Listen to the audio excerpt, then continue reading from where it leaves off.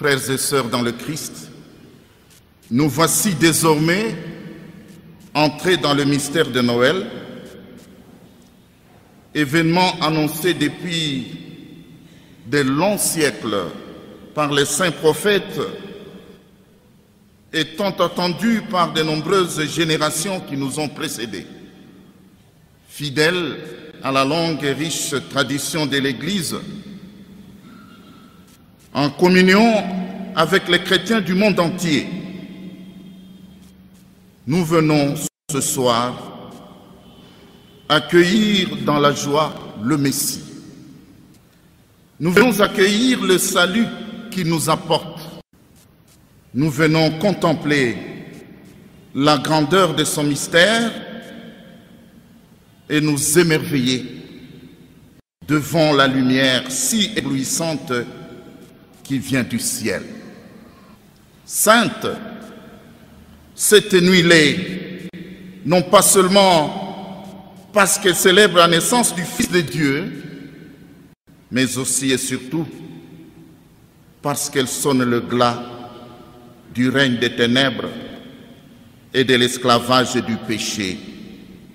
Comme nous l'avons entendu dès le début de la première lecture, le prophète Isaïe eut raison de s'écrier, je cite, « Le peuple qui marchait dans les ténèbres a vu se lever une grande lumière. Sur ceux qui habitaient le pays de l'ombre, une lumière a resplendi. » Fin de citation. Isaïe chapitre 9e, premier verset. L'événement que nous commémorons ce soir est d'une telle splendeur qu'on aurait cru qu'il s'est produit sous nos yeux. En effet, l'instant est solennel. L'histoire de toute l'humanité est au tournant. Cette histoire emprunte un virage décisif qui témoigne de l'avènement d'un monde nouveau. En effet, Dieu, le grand invisible, s'est fait visible. Il se rend palpable. Lui, le Tout-Puissant, se communique dans son Fils, lequel Fils est revêtu de notre chair humaine. L'éternité se présente à nous dans le provisoire, mais sans s'y confondre. Le chant de gloire à Dieu au plus haut des cieux et paix sur la terre qu'il aime, entonné par les anges, apporte en réalité une note spéciale à cet épisode merveilleux de notre histoire.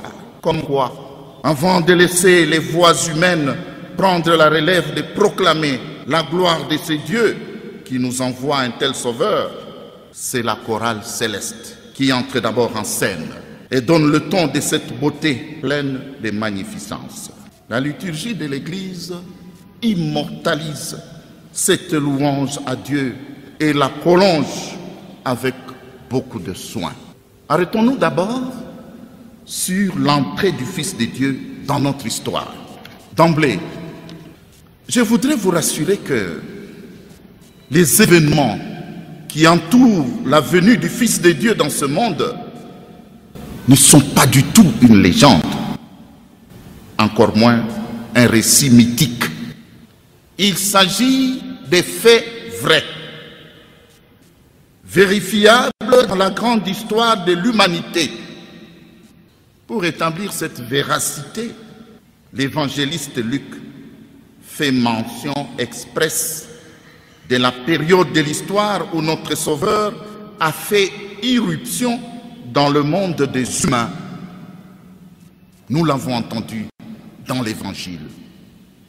Luc situe cette naissance au moment où César Auguste, empereur romain, des 30 avant Jésus-Christ, émit un édit de recensement de la population. Luc chapitre 2, verset 1. À l'époque, précise cet évangéliste, Quirinius, de son vrai nom, Publius Sulpicius Quirinius, était lui gouverneur de Syrie l'entité territoriale de Syrie, s'il faut ainsi la nommer, faisait partie du grand empire romain, dirigé de main de maître par l'illustre empereur César Auguste. Monseigneur le vicaire général, frères et sœurs, ne vous grattez pas les cheveux pour connaître la date exacte de la naissance de Jésus, notre Seigneur, ou ne perdez pas le contrôle si quelqu'un vient vous dire qu'on ne connaît pas avec précision la vraie date de la naissance du Fils de Dieu, notre Sauveur. L'Évangile n'est pas un livre d'histoire, mais un témoignage de foi. Témoignage de foi mis par écrit plusieurs années après la résurrection de notre Seigneur. N'attendez donc pas que l'Évangile vous donne des précisions. Laissez-moi vous dire moi-même que l'Église elle-même n'est pas certaine de la date exacte de la naissance du Fils de la bienheureuse Vierge Marie. Il n'y a pas de honte à cela. Elle n'est pas du tout certaine. Mais, et c'est ça le plus important, elle est sûre, et très sûre même, de la tranche d'histoire pendant laquelle Jésus est venu dans ce monde. Tout d'abord, retenez que personne au monde n'a la certitude de la date exacte du recensement de la population dont parle Saint Luc.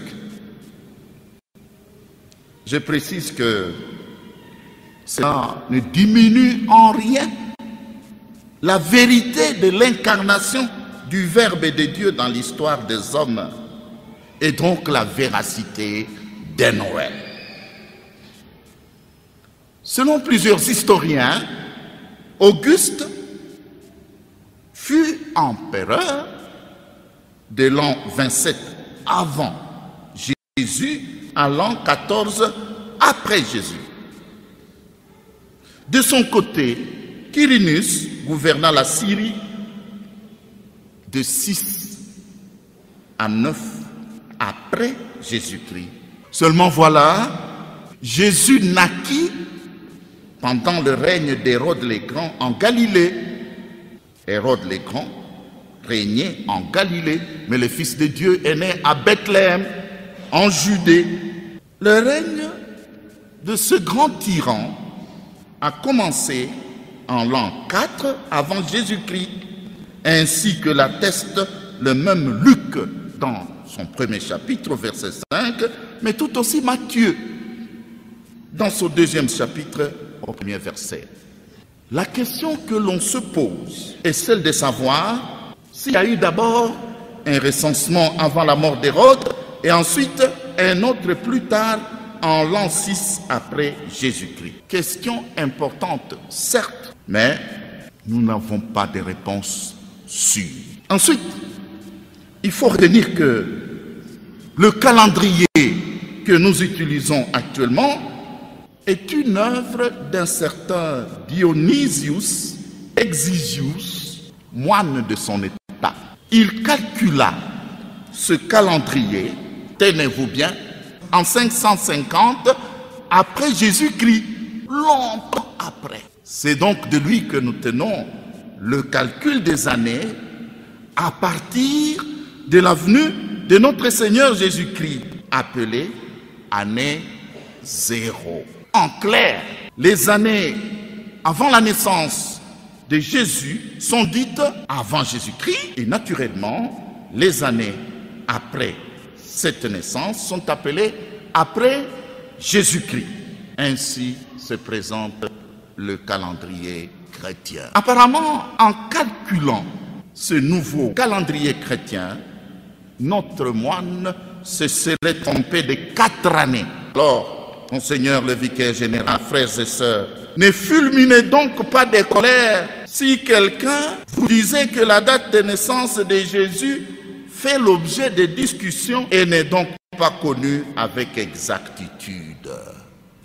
surtout quand ça vient d'un petit pasteur qui est tombé sur un livre d'histoire et qui découvre cette polémique que les théologiens maîtrisent depuis des siècles.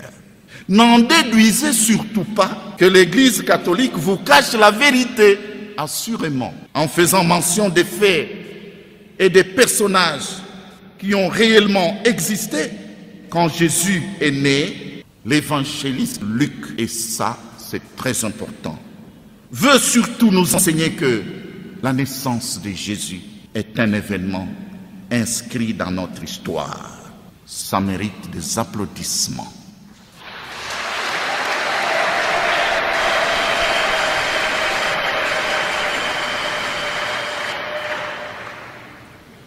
La naissance de Jésus est un événement inscrit dans l'histoire des hommes et des femmes de ce monde. Pour cela, la bonne nouvelle que Saint Luc nous annonce reste bonne pour nous aujourd'hui et pour nos contemporains. Nous devons y croire parce qu'elle est vraie. Et surtout, nous devons l'annoncer dans notre société d'aujourd'hui, à l'instar de l'ange du Seigneur qui a dit, je cite, « Car voici que je viens vous annoncer une bonne nouvelle, une grande joie pour tous les peuples. Aujourd'hui, vous est né un sauveur dans la ville de David. » Fin de citation. Luc chapitre 2, les versets 10 à 11. Je note en passant qu'il en est de même de la date du 25 décembre, jour de la Natalis, choisi par les chrétiens de plusieurs confessions chrétiennes pour célébrer la naissance du Sauveur, sauf bien sûr nos frères et sœurs, les orthodoxes et quelques catholiques des rites byzantins qui, eux, jusqu'à ces jours, fêtent Noël en lien avec l'Épiphanie, le 6 janvier. Il n'y a pas de contradiction à ça. L'on retiendra que le 25 décembre est une date convenue entre plusieurs confessions religieuses de tradition chrétienne. Ils se sont entendus.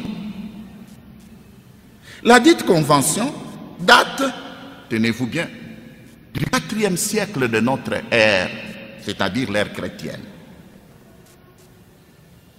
Cette date a été officialisée par l'empereur Théodose. Pourquoi cette date? Elle remplace les fêtes païennes du solstice d'hiver, fête du soleil invaincu. Car dans l'Empire romain, c'est à partir de ce moment de la saison que l'on célébrait depuis très longtemps la renaissance du soleil, pendant que les jours commençaient à devenir plus longs que les nuits, comme présentement. Pour nous chrétiens, en célébrant Noël à cette date, nous voulons affirmer aux yeux du monde entier que Jésus, Verbe fait chair, est le seul soleil levant. Il est l'astre qui illumine le monde entier. Il est la lumière qui triomphe sur les ténèbres. Et d'ailleurs, Jésus lui-même l'a dit dans sa prédication, à savoir, je suis la lumière du monde. Jean chapitre 8, verset 12 et Jean chapitre 9, verset 5. Il nous invite à notre tour à devenir également lumière. Je me suis fait un peu professeur d'histoire pour balayer certaines illusions. Eh bien, quand on vous dit, voilà, le 25, Jésus n'est pas né le 25 décembre, ne me dérange pas. Quand on vous dit, ben, il n'est pas mort à 33 ans, c'était 34, 37 ou... Ben, ça ne fait rien, moi. Ça ne devrait pas bousculer votre foi. Splendeur dans la simplicité. Frères et sœurs, je nous invite maintenant à nous émerveiller devant la fresque de la grandeur dans la simplicité de la naissance du Fils de Dieu, que l'évangéliste Luc, encore lui, nous décrit dans un style très captivant. Un texte de l'épître de Saint Paul aux Philippiens, écrit longtemps après la naissance de Jésus-Christ et même longtemps après sa résurrection, illustre bien ce tableau de la naissance splendide de Jésus dans une extrême simplicité. Je cite ce texte. Lui, des conditions divines, ne retint pas jalousement le rang qu'il égalait à Dieu. Mais il s'anéantit lui-même, prenant la condition d'esclave et devenant semblable aux hommes. Fin de citation. Épître aux Philippiens, chapitre 2, les versets 6 à 7a. Lui, Fils de Dieu, par qui tout a été fait, comme nous le professons dans le credo. Lui, roi de l'univers. Lui, issu de la royauté de David, a choisi de naître pendant la tourmente du recensement dans des conditions d'une pauvreté frappante. Lui, à qui tout appartient. Il a manqué de place dans la salle, comme dit Saint Luc au 2e chapitre de son évangile, le verset 20. Le palais royal qu'il s'est choisi pour naître n'est autre qu'une table, un hangar réservé aux animaux. Vous avez une représentation devant vous, à la crèche. Pas de couche, pas de chauffage, pas de confort d'une maternité ordinaire, pas de biberon non plus, mais le strict minimum. Cette simplicité désarmante démontre à quel point Jésus s'est vraiment abaissé pour nous donner le salut. Salut que nous ne méritons certainement pas. En termes d'éthique, les théologiens parlent de la kénose. Retenez ce mot et oubliez-le aussitôt après. Ce n'est pas nécessaire. Vraiment, Jésus a payé cher pour nous sauver. Ce prix d'abaissement formidable a atteint son point culminant, bien entendu, dans le sacrifice de la croix. Il faut reconnaître, frères et sœurs, qu'il est vraiment immense, l'amour de Dieu pour l'humanité et pour chacun et chacune de nous. En outre, dans la même logique d'abaissement, son premier fan club, il est constitué de bergers, des gens moins considérés dans la société, des exclus, les genres d'hommes qui sentent la bête, des individus qui ne connaissent pas la bonne odeur des grandes marques de parfums derrière lesquelles nous courons tous. Dior, Montblanc, Hermès, Sauvage, Yves Saint-Laurent, Lacôme, Chanel et j'en passe. Il y a là un message très fort. Le Fils de Dieu n'est pas venu au monde avant tout pour les grands, les puissants, les riches, les personnes comblées ou celles qui se considèrent comme telles, les bien portants et leurs semblables de la même catégorie, mais il est venu en priorité pour les pauvres, les moins que rien, les exclus, les marginaux, les abandonnés, les laissés pour compte, les non considérés. Pour bien fêter Noël, il faut avoir un cœur de pauvre, un cœur ouvert à Dieu, un cœur qui se laisse combler par Dieu, absolument. Revenons encore une fois à ce tableau de la grandeur dans la simplicité, objet principal de notre rassemblement de ce soir. Manifestement, seuls 2 témoins connaissent vraiment et comprennent réellement ce qui se passe. Marie, la mère du nouveau-né, et bien entendu Joseph, reconnu comme un pont reliant la royauté céleste et la royauté davidique, qui est la royauté terrestre. Deux personnes seulement semblent comprendre tout ce qui se passe dans ce décor. Et c'est ça le plus merveilleux. C'est la symphonie du chœur des anges qui agrémente cette partie de la Sainte Nuit. Fermez les yeux et essayez de vous imaginer ce qui se passe. La louange à Dieu est couplée au chant du salut et à la paix sur terre. La préface de la liturgie de la messe reprend jusqu'à ce jour ce va-et-vient entre la gloire de Dieu, mais qui est intimement liée à la paix sur terre. Ça signifie effectivement que Dieu est auteur de la paix véritable.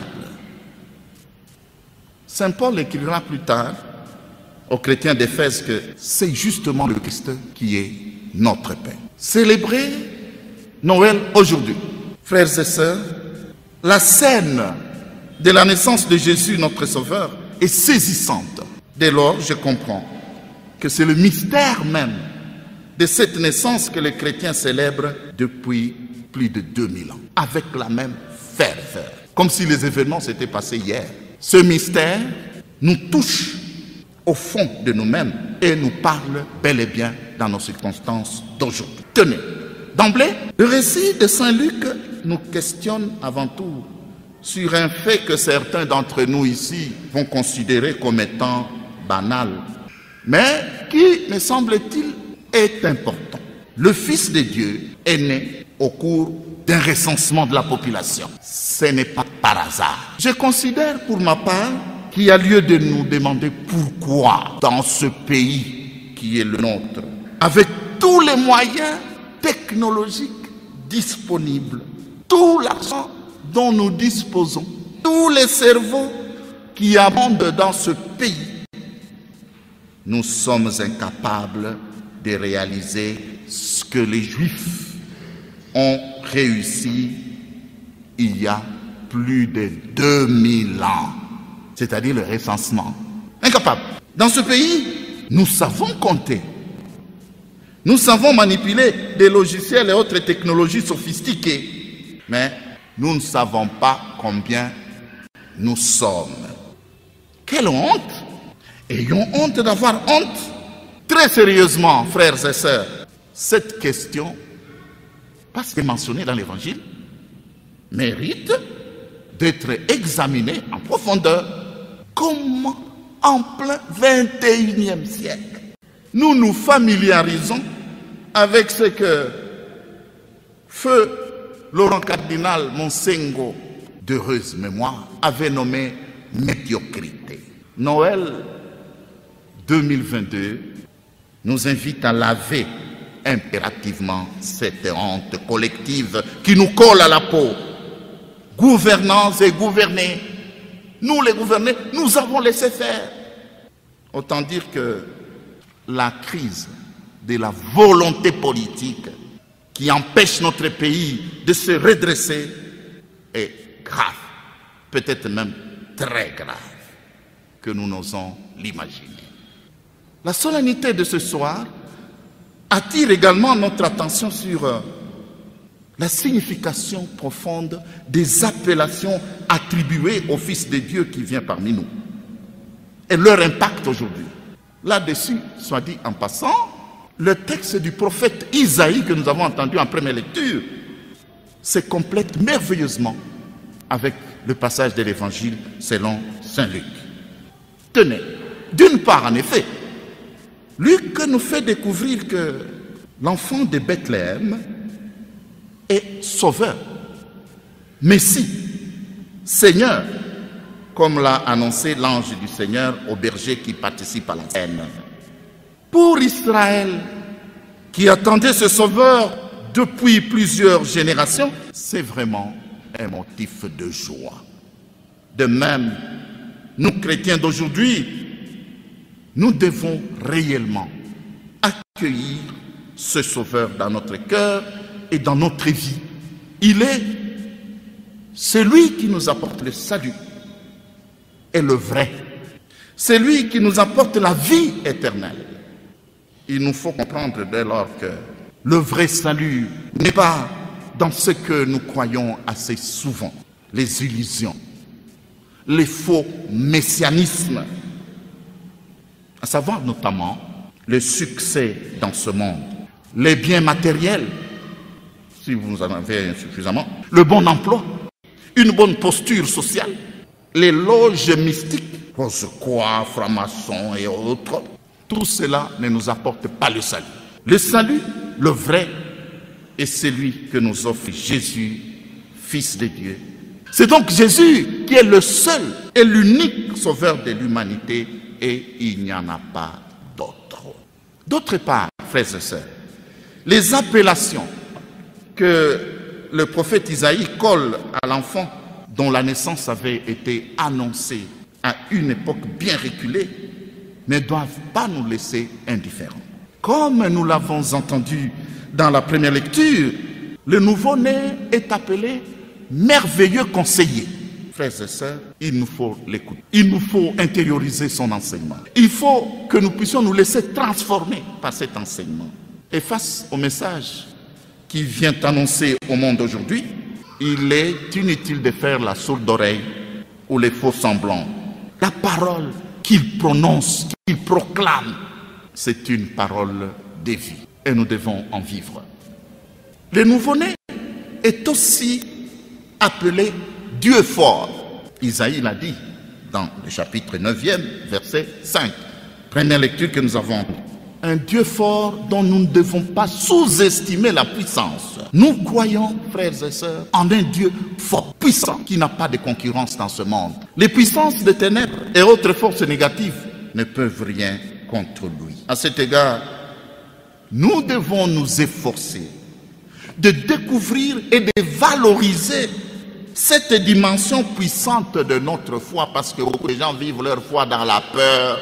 Et cette foi en un Dieu puissant qui a fait chanter le psalmiste en ces termes très saisissants.